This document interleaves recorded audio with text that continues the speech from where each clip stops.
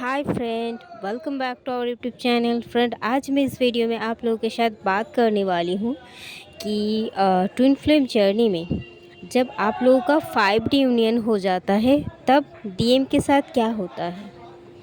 तो जब आप लोगों का सोल 5D में मर्ज हो जाते हैं तो फिर डीएम के लाइफ में उथल पुथल शुरू हो जाता है।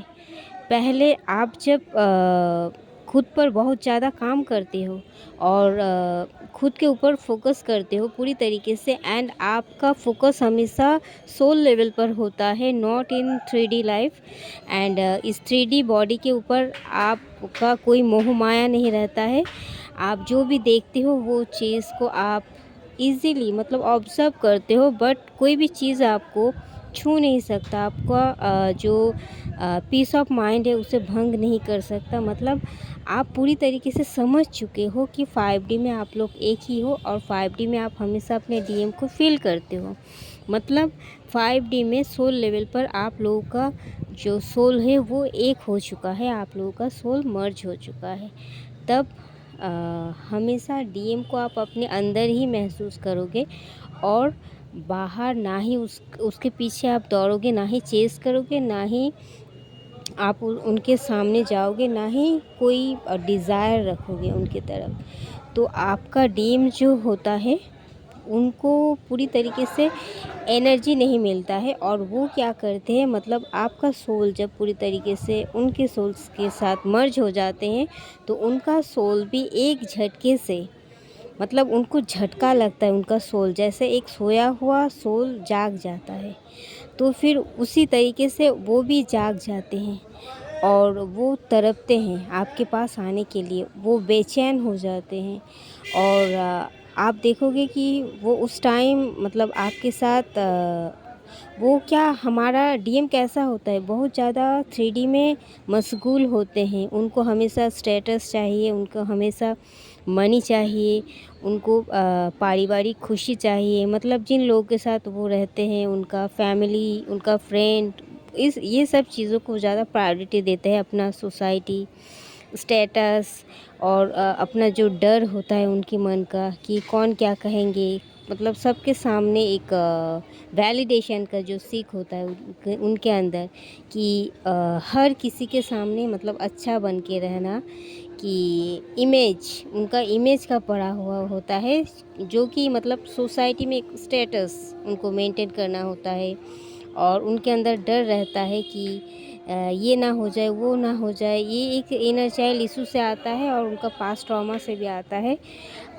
और उनका जो ईगो कि मैं हमेशा सही हूँ, ये वाला ईगो, ये सब चीज़ धीरे धीरे टूटने लगता है।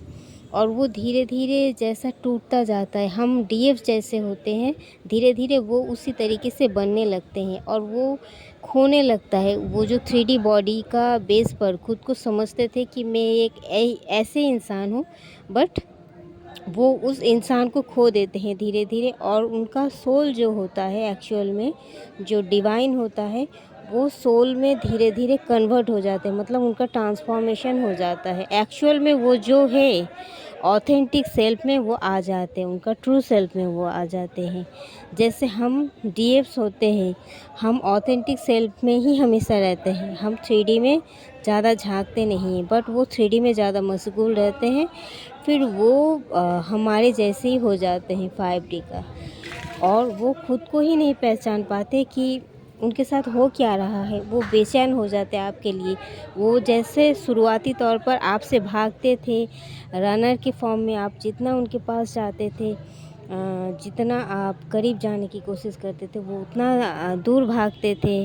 वो ज़्यादा ईगो को लेकर बहुत ज़्यादा सेटिस्फाइड रहते थे। वो सब चीज़ उनके अंदर से जाने लगता है। वो आपको इतना ज़्यादा मिस करते हैं और इतना बेचैन हो जाते हैं। उनको लगता है कि मैंने अपना स्टेटस, मैंने अपना रुतबा, मैंने सोसाइटी का सामने अपना जो वैलिडेशन, ये सब चीज़ को बरकरार रखने के लिए मैंने जिस इंसान को छोड़ा था, जिस डीएफ को छोड़ा था, मैंने खुद से छोड़ा था। अब वही डीएफ मुझे क्यों इतना याद आने लग रहा है, वो उनको खुद समझ में नहीं आता है। वो खुद कंफ्यूज हो जाते हैं और बहुत ज़्यादा मतलब डर जाते, डिप्रेस्ड हो जाते। वो मतलब भागने की कितनी भी कोशिश क्यों ना करें, उनके पास कोई भी रास्ता नहीं बचते हैं, बिकॉज़ उनका सोल पूरी तरीके से मतलब उस चीज़ को एक्सेप्ट कर लेते, बिकॉज़ जाग जाते हैं। वो सोया हुआ सोल था, ट्रांसफ़ॉर्म हो जाते पूरी तरीके से 5D में।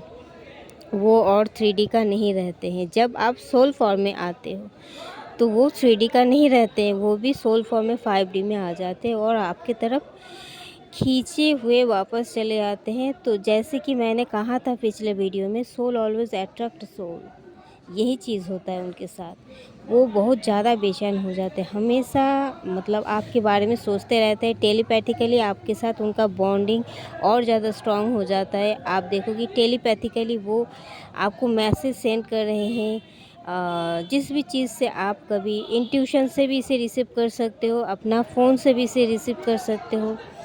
इस तरीके का, या फिर कोई सॉन्ग जो कि वो जिसको मतलब वो आपके दोनों एक साथ जिस सॉन्ग को सुनते थे या गाते थे, वो सब चीज़ बार बार सुनाई देना किसी का मुंह से, ये सब चीज़ होने लगता है, उनको आपकी याद आने लगते हैं।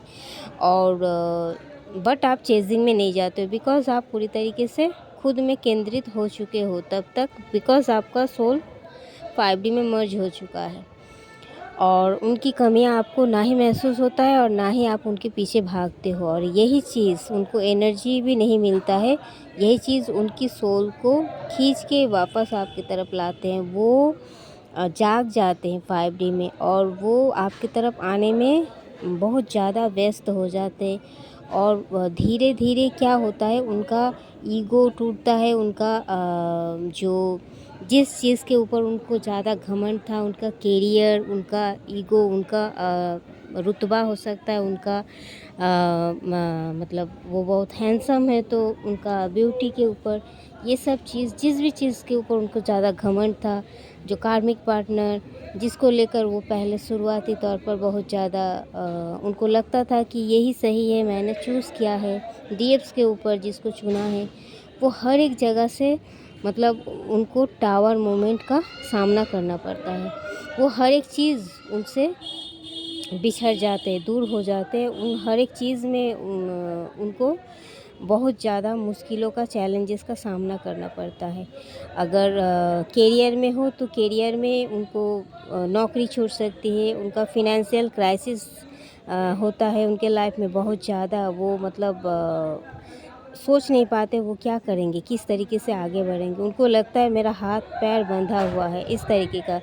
और फिर जिस भी रिश्ते से ज़्यादा वो मतलब अटैच थे, उनका फ्रेंड, फैमिली या कार्मिक पार्टनर, वो हर एक चीज़ में उनका टावर मोमेंट आता है। वो मतलब पूरी तरीके से बिखर जाते हैं।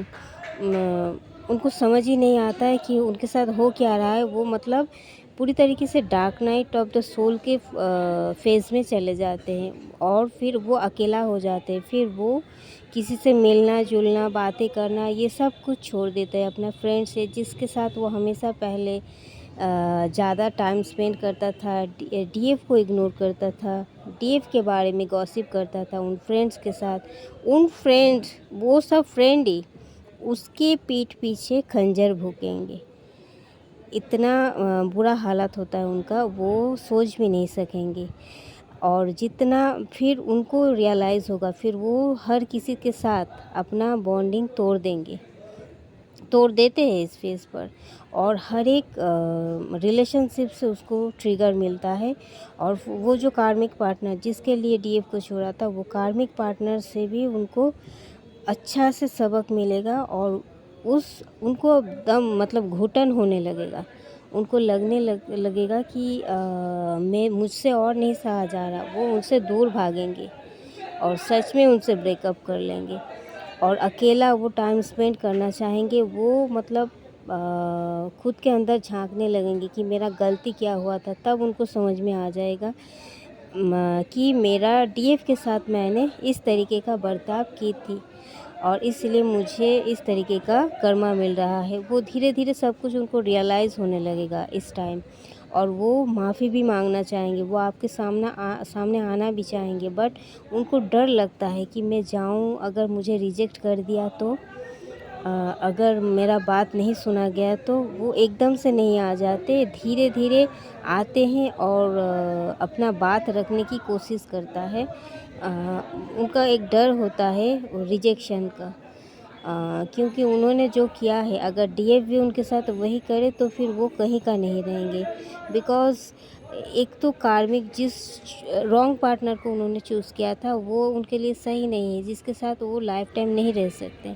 और ऊपर से जो सही पार्टनर था उनके साथ वो सबसे बुरा बर्ताव किया, और जिस वजह से वो बहुत ज़्यादा शर्मिंदा भी होते हैं। इस दोनों सिचुएशन में वो खुद को मतलब अपना ब्रेन उनको लगता है हैंग हो चुका है, और वो बहुत ज़्यादा मतलब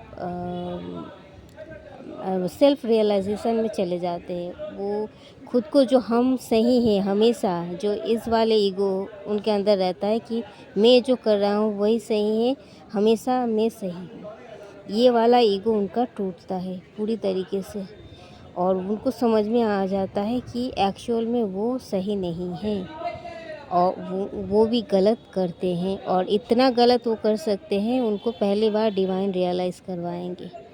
और उनको ये भी रियलाइज़ होगा कि उन्होंने डीएफ को कितना ज़्यादा दुख दिया, कितना ज़्यादा हर्ट किया। फिर वो आएंगे भी, माफ़ी भी मांगेंगे उस टाइम में, बट शुरुआती में उनको बहुत ज़्यादा रोकेंगे उनका ईगो, डर। बट एक टाइम आप जब खुद के ऊपर बहुत ज़्यादा काम कंटिन्यूअसली करते ही रहोगे तो वो खुद को नहीं रोक पाएंगे। सोल पूरी तरीके से अगर वो आपके लिए तड़पेंगे, वो अगर पूरी तरीके से अवेकन हो गए, वो नहीं रह सकते आपके बगैर। चाहे आप उनको एक्सेप्ट करो या ना करो, वो फिर आपके पास एकदम खींचता हुआ वापस लौटेंगे। ओके, तो अगर 5D में आपका रीयूनियन हो चुका है तो फिर 5D में इस यूनियन को अचीव करने के बाद आप फील करोगे कि आप शांत हो चुके हो, आपके अंदर चेजिंग वाला चीज़ नहीं है, आप सोल के फॉर्म में रहते हो हमेशा, आपके अंदर इस 3D का मोह माया नहीं है, आप खुद जान जाओगे। तो मैं अगले वीडियो में बनाऊंगी कि आप कैसे समझ पाओगे कि आप 5D का हो चुके हो, 3D का नहीं हो, और तो ये सब चीज़ मैं बनाऊंगी। तो ये आपके साथ होने लगता है, ठीक है। तो दोस्तों, इस वीडियो में इतना तक ही, और अगर आपका 5D का यूनियन हो चुका है तो आपको चिंता करने की कोई बात नहीं है। एक्चुअल में ये चिंता का कोई बात होता भी नहीं है। आप खुद के ऊपर जितना काम करोगे उतना जल्दी डिवाइन टाइमिंग भी आएगा और आपका रियूनियन भी पॉसिबल हो जाएगा। ओके, तो थैंक यू दोस्तों, इस वीडियो में इतना तक ही। मिलते हैं नेक्स्ट वीडियो में, तब तक के लिए bye, love you all, take care and God bless you all.